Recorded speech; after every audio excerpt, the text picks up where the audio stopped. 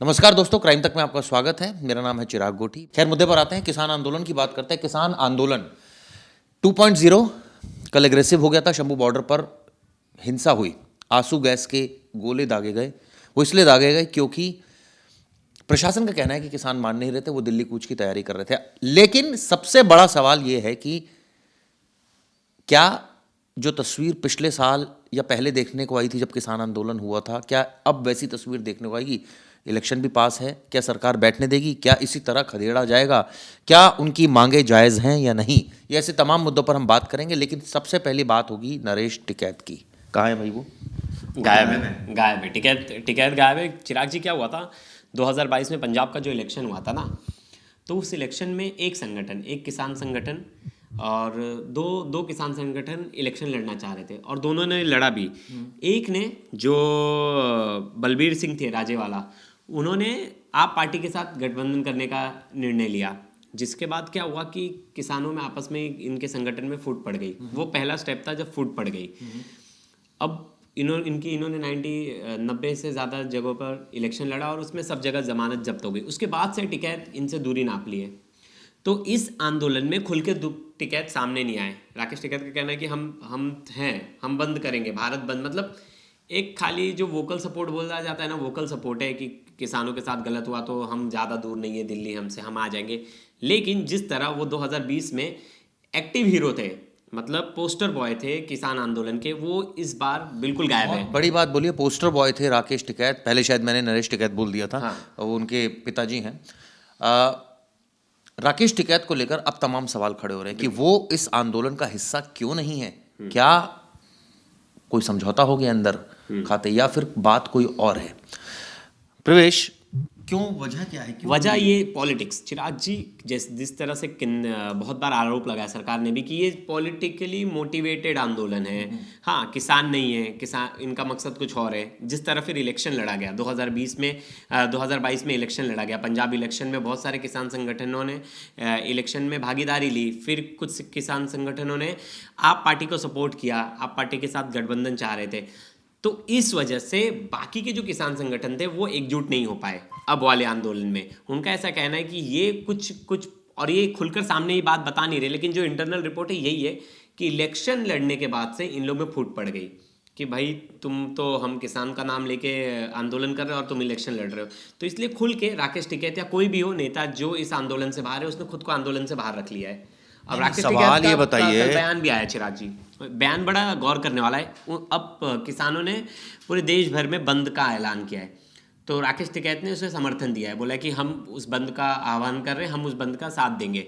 जब उनसे पूछा गया कि आप आंदोलन में क्यों नहीं भागीदार बन रहे, तो उन्होंने कहा कि आंदोलन कर रहे हैं, अगर सरकार इन पे जाति करती है, अगर इन पे ज़्यादा मतलब क्रूर अत्याचार होता है, तो दिल्ली ज़्यादा दूर नहीं है, हम आ जाएंगे। लेकिन चिराग जी, वही बात है कि चिराग जी आप मेरे दोस्त हैं, आप किसी चीज़ में लड़ने के, मैं बोला चिराग जी को जान का खतरा आएगा तब हम जाएंगे।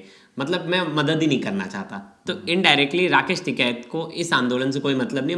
वजह क्यों बदले बदले क्यों है वो? बदले सवारे दो तीन चीज़ें हो सकती है। क्या सच में उन्हें लग रहा होगा कि ये मोटिवेटेड है? पहली बार तो किसानों की बात लेकर आगे बढ़े थे। क्या इस बार वो बात नहीं है? क्या किसानों की बात नहीं है, ये सिर्फ इलेक्शन से पहले जानबूझकर इस आंदोलन को जगह दी जा रही है?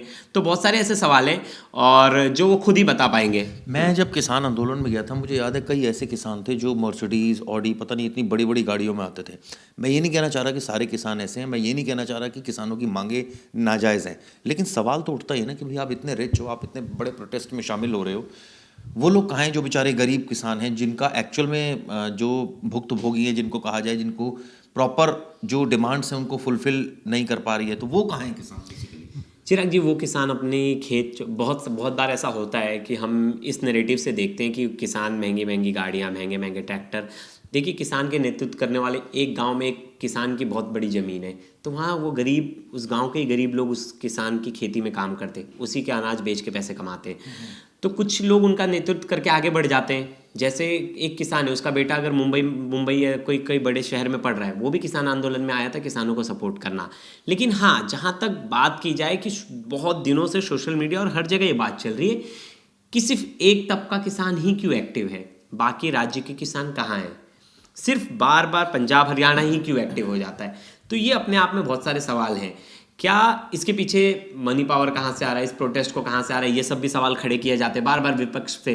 कल ये जो आपने गाड़ी वाली बात बताई, इसका एक फ़ोटो वायरल हो रहा था, बहुत पुराना फ़ोटो था, जिसमें मर्सिडीज़ का लोगो लगा था, एक गाड़ी खड़ी थी, जीप थी, लेकिन वो 2020 के 20 में जब बहुत सारे लोग पंजाब से अच्छे खासे लोग जब प्रोटेस्ट में शामिल हुए थे, तो बहुत सारे कारोबारी, बहुत बिजनेसमैन सब प्रोटेस्ट को समर्थन कर रहे थे। तो ऐसा नहीं था कि वो किसानों की गाड़ी थी। लेकिन किसानों की मांग क्या है चिराग जी? 5-6 ऐसे मांगे जो बहुत सालों से हैं। विश्वनाथन आयोग की जो रिपोर्ट थी कि उसमें 50% जो दिया जाए किसानों को मूल भाव।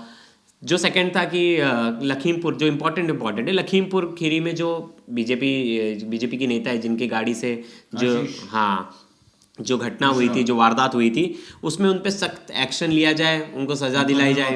हाँ, किसान आंदोलन के साथ जो किसान जेल में थे उनके केस वापस ले जाए। फिर जो उस टाइम पे आंदोलन के समय में जो किसान की मृत्यु हुई, उनके घर वालों को एक घर वालों को नौकरी दी जाए सरकारी। एमएसपी का मुद्दा था ही। फिर एक और मुद्दा था कि इलेक्ट्रिसिटी अमेंडमेंट बिल है जो 2020 का, उससे भी लेके किसान बहुत चिंतित है, उसे भी कह रहे हैं कि उसे भी वापस लिया जाए। मतलब हाल फिलहाल में ये सब जो जितने सारी चीज़ें हैं। फिर एक छोटे मोटे इशू भी हैं जो मुझे लगता है किसान उसे मतलब सरकार बैठ के सॉल्व कर सकती है, जैसे कि जो बीज बना रही है ऐसी कंपनी है, अगर वो गलत बीज बना रही है तो उनके खिलाफ स्ट्रिक्ट एक्शन लेने के लिए एक बिल पास किया जाए।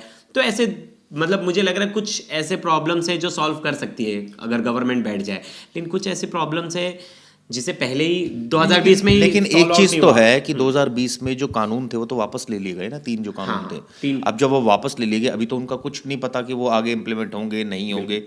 एज ऑफ नाउ तो ये वस्तुस्थिति तो ये, जब सरकार ने उनकी बात मान ली है, वो कानून लागू नहीं हो रहे, तो फिर किस बात का विरोध है भैया? बिल्कुल बिल्कुल, ये समझने वाली बात है। लेकिन इन्होंने अब मुद्दा अलग बना दिया है। अब जैसे लखीमपुर खीरी वाला मुद्दा है, अब तो वो कोर्ट देखेगा ना। अब ये सरकार उसमें क्या करेगी? सरकार फास्ट ट्रैक चलाएगी। सरकार के तरफ कुछ ऐसी डिमांड्स हैं जो पिछली बार भी थी और अभी भी बनी। हाँ, एमएसपी वाला मुद्दा तो अभी भी बना पड़ा है। हाँ चिराग जी, स्वामीनाथन का फिर क्यों नहीं आए टिकैत? वो भी आ जाते साथ में।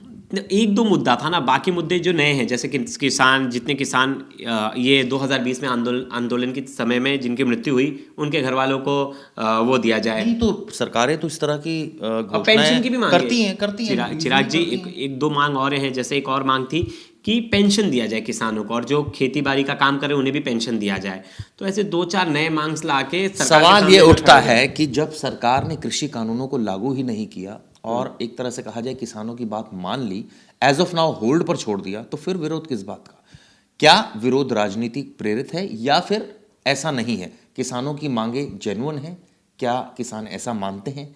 क्या सरकार को उनकी मांगों पर गहनता से विचार करना चाहिए? मुझे अच्छी तरह याद है कि पीयूष गोयल और तमाम मंत्री गए हैं किसानों से मिलने के लिए इस बार, लेकिन कोई बातचीत का सकारात्मक रुख नहीं हुआ। हालांकि सरकार का कहना है कि ओपन डिस्कशन वो करेंगे, लेकिन कई किसान नेता इस प्रोटेस्ट से गायब है, जिसको लेकर ऑब्वियसली सवाल तो खड़े होंगे। लेकिन सबसे बड़ा सवाल एक और भी है। वो सवाल ये है, जब किसान दिल्ली में कूच करते हैं तो दिल्ली में ट्रैफिक जैम हो जाता है, लोग बहुत परेशान होते हैं, बहुत परेशानी होती है आम लोगों को। वो कहते हैं भाई हमारी इसमें क्या गलती है? सरकार और किसान बैठकर बात करें। लेकिन किसान कहते हैं भैया अगर बैठ के बात करेंगे तो सरकार के सिर पे जू ही नहीं रेंगती जब तक कि कोई बड़ा कांड ना कर दो। पिछली बार हमें याद है लाल किले पर किसान चढ़ गए थे और वहां पर क्या हंगामा हुआ था। क्या मुझे एक चीज याद आ रही है भगत सिंह की, जिसमें कहा था कि बहरों को सुनाने के लिए धमाकों की जरूरत होती है। क्या किसान ऐसा सोच रहे हैं? सवाल ये उठता है कि जब किसान दिल्ली कूच कर रहे हैं, जो प्लानिंग कर रहे हैं, क्या दिल्ली वासी या ये कहा जाए नोएडा वासी, एनसीआर वासी बहुत परेशान होते हैं, पूरा दिन दुखी होते हैं? हाँ चिराग जी, ट्रैफिक इतना बड़ा हेक्टिक हो जाता है कि बॉर्डर बिल्कुल लोग कैसे जाएंगे? आप वो सोचिए जो बॉर्डर के आसपास के इलाके के लोग हैं ना, वहाँ कर्फ्यू वाला माहौल हो जाता है। वहाँ के बच्चे, जो वहाँ के लोग हैं वो नहीं निकल पाते, वहाँ की दुकानें बंद हो जाती। सबसे मेन चीज़ जो धंधा पानी है वो ठप हो जाता है। तो लोगों को परेशानियाँ तो बहुत ज़्यादा होती है। शाहीन बाग का मुझे याद है CA NRC का जब प्रोटेस्ट हो रहा था, वहाँ की जो बिजनेस है, वहाँ के जो लोग हैं, ट्रांसपोर्ट, हर चीज़ में प्रॉब्लम हुई थी। लोकल लोगों को ही प्रॉब्लम हुई थी। देखिए किसी ना किसी को तो प्रॉब्लम होने वाली है। अब किसान का ऐसा कहना है कि यार हम भी तो इतने दिन से प्रॉब्लम में रह रहे हैं, आप तो शहरों में अच्छे से रह रहे हैं, तो हमारी बात भी सुनने के लिए हमें ये सब करना ही पड़ रहा है। अब नहीं सुन रही सरकार तो हाँ, या तो आप हमारे लिए खड़े हो जाइए शहरों में, हम नहीं आएंगे, लेकिन शहर के लोग, गांव के जो किसान हैं उनके लिए खड़े नहीं हो रहे, तो उन्हें खुद ही आना पड़ता है अपनी मांगों को आगे हर लेकर। आदमी कहता है भाई मेरा अपना काम है, मैं अपना काम बिल्कुल करूँ या बिल्कुल मैं सही आपका बात है, बिल्कुल सही बात है। तो वो भी अपने हक के लिए लड़ने के लिए आ रहे हैं, मतलब उनका ऐसा कहना है। इनडायरेक्टली तो आम लोग दिल्ली वासी, एनसीआर वासी जैम से तो परेशान बहुत होते बहुत हैं, ज्यादा दुखी जैम होते से, हर चीज से परेशान हो जाते हैं चिराग जी। बच्चों को स्कूल जाना है, आना है, ट्रैफिक की वजह से कितनी सारी चीजें, हमें बहुत सारे मेडिकल हमारे इमरजेंसी, medical एम्बुलेंस फंस emergency- सकती है। बहुत आज सारी भी ऐसी- मैं जब सुबह आ रहा था डीएनडी से, एक एम्बुलेंस फंसी हुई थी क्योंकि वो बैरिकेड लगा रखे थे, वो रॉन्ग साइड से आ रही थी, लकीली रॉन्ग साइड पर जगह थी, अदरवाइज कई बार रॉन्ग साइड पर भी जगह नहीं होती। बिल्कुल बिल्कुल। और ट्रैफिक अभी हाल फिलहाल में देखना, लेकिन सवाल ये भी उठता है जब 600 किसान मरे तो उनकी सुध भी तो ली जानी चाहिए ना। बिल्कुल। अब देखिए चिराग जी, दोनों चीज़ें हैं, या तो दोनों को मैनेज किया जाए, किसान खुद थोड़ा लोगों को रास्ता दे दे, हाँ कि आप लोग जाइए। फिर कहेंगे सरकार तो तभी सुनती है ना जब शाहीन बाग जैसा मामला होता है, जब बैठ जाते बिल्कुल बिल्कुल सही बात है। और पिछली बार भी सरकार को इसीलिए ये जो कानून है वापस लेना पड़ा, क्योंकि ये बैठ गए थे, उठने को तैयार नहीं, लोगों को परेशानियां हो रही थी, लोग इसका विरोध कर रहे थे, फिर एक प्रेशर बन गया था गवर्नमेंट पर। और ये प्रेशर ही होता है, आंदोलन क्या होता है, एक प्रेशर होता है, आप क्रिएट करो प्रेशर गवर्नमेंट पे कि आपकी बात मान ली जाए। चलिए खैर, हमने एनालिसिस करने की कोशिश की। हम किसानों के साथ हैं, तब तक साथ हैं जब तक उनकी मांगे जो है वो जायज़ हैं। ऑब्वियसली सरकार जो कुछ मांगे नहीं मान रही है, अब सरकार के पर्सपेक्टिव वो क्यों नहीं मान रही है, क्या उनको नाजायज़ मांगे लग रही है या कुछ ऐसा। मुझे एक लगता है स्वामीनाथन की जो रिपोर्ट थी उसके हिसाब से जो मांग रखी गई है, इसको एक बार कांग्रेस ने भी खारिज कर दिया है। ऐसा नहीं, और आज मतलब खुद कांग्रेस पार्टी और बाकी विपक्षी दल उसे सपोर्ट कर रहे हैं। मनमोहन सिंह की सरकार थी तभी की बात है। चलिए, राजनीति तो हो ही रही है। खैर, वीडियो कैसी लगी जरूर बताइएगा। धन्यवाद।